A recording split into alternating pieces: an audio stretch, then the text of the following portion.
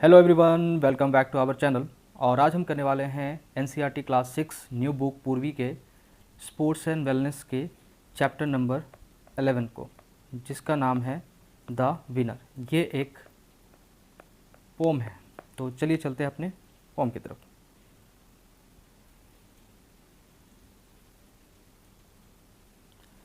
Let us read.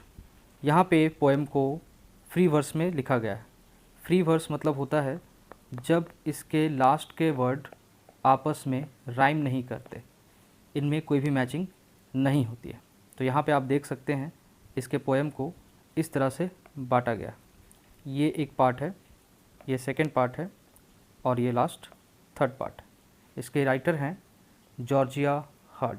तो चलिए हम लोग देखते हैं अपने स्टेंजा वाइज पोएम के डिटेल एक्सप्लेनेशन को। फर्स्ट स्टेंजा जो है हमारा, यहाँ पे पोएट जो है वो कहती है, इवनिंग्स, शाम का समय। Evening we play ball next to the creek in our neighbour's field. तो यहाँ पे जो पोएट है वो अपने फ्रेंड्स के साथ इवनिंग में खेलती है, प्ले बॉल के साथ खेलती है next to the creek. Creek मतलब एक छोटी नहर या छोटी नदी भी हो सकती है, या फिर कैनल जो कहते हैं, नहर टाइप का, ये भी हो सकता है। यहाँ पे आप पिक्चर में देख सकते हैं नहर को। इस नहर के किनारे ही एक नेबर है, पड़ोसी है, उसका अपना खेत है, फील्ड है। उसी फील्ड में ये लोग मिलकर के आपस में खेल रहे हैं बॉल से। नेक्स्ट स्टेंजा में कहती है, वी रन सो फास्ट, हम इतना तेज़ दौड़ते हैं, I can't even catch my breath. तो यहाँ पे आप देख सकते हैं इसको हाँफते हुए, ये लोग इतना तेज़ दौड़ रहे हैं कि जब दौड़ते दौड़ते थक जाते हैं तो रुकते हैं, तो ये अपना सांस भी नहीं ले पाते, इतना ही ज़्यादा ये दौड़ लेते हैं। इस वजह से इनको सांस लेने में दिक्कत भी आती है। थर्ड स्टेंजा इसका है, when blue dark turn into black. जो ब्लू डार्क है वो टर्न हो गया ब्लैक में। तो हम लोगों ने जो पोएम स्टार्ट किया था वो स्टार्ट किया था इवनिंग से।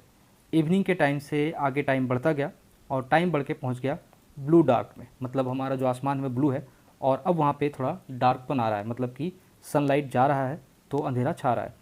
वह धीरे धीरे क्या हो गया, पूरा ब्लैक हो गया, मतलब पूरा ही सनलाइट ख़त्म हो गया है, अब अंधेरा छा चुका है। Cold grass aches our feet.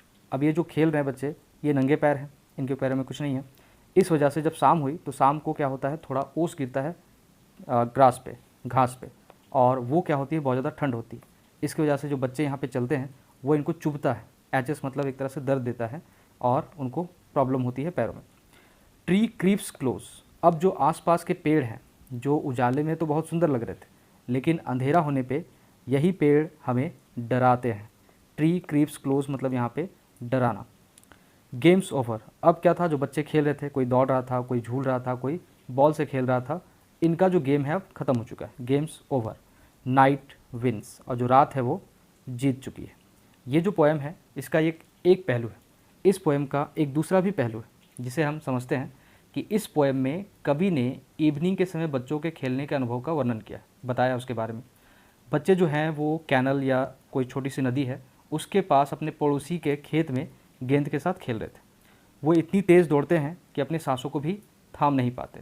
जैसे जैसे जो नीला अंधेरा है वो पूरा डार्क हो जाता है, ब्लू डार्क जो है वो पूरा फुल ब्लैक हो जाता है। इस अंधेरे में क्या होती है, घास पे ओस की बूंदें गिरती हैं और ठंडी हो जाती है। इसकी वजह से उनके पैर बहुत ज़्यादा गड़ते हैं या उनमें दर्द होता है। और साथ ही साथ जो पेड़ इवनिंग के टाइम में प्यारे लग रहे थे वो अब इनको डराने लगते हैं अंधेरे में।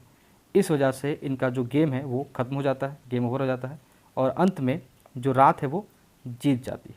तो इस पोएम से हमें समझते हैं कि जो समय चक्र है वो कभी किसी के लिए नहीं रुकता। इवनिंग से नाइट हो गई और रात जीत गई, मतलब कि समय जो है वो आगे बढ़ता रहेगा।